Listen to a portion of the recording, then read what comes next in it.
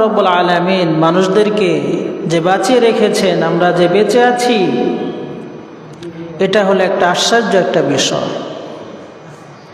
মানুষ জীবিত থাকাটা আশ্চর্যের, মৃত্যু হওয়াটা হলো স্বাভাবিক। আমরা যে বেঁচে আছি, কখন কার মৃত্যু হয়, কখন কার ডাক আসে, কেউ বলতে পারে না। এই জন্য বলা হয় যে মানুষ জীবিত থাকাটাই আশ্চর্যের বিষয়, আর মৃত্যু হওয়াটা হলো স্বাভাবিক বিষয়।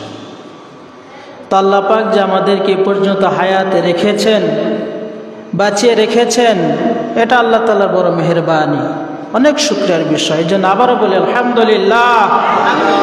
আল্লাহ পাক আমাদের সকলকে দীর্ঘ নেক হায়াত দারাজ করে দেন বলে আমিন। আল্লাহ পাক আমাদের সকলকে সকল ধরনের বালা মুসিবত হতে হেফাজত করেন বলে আমিন।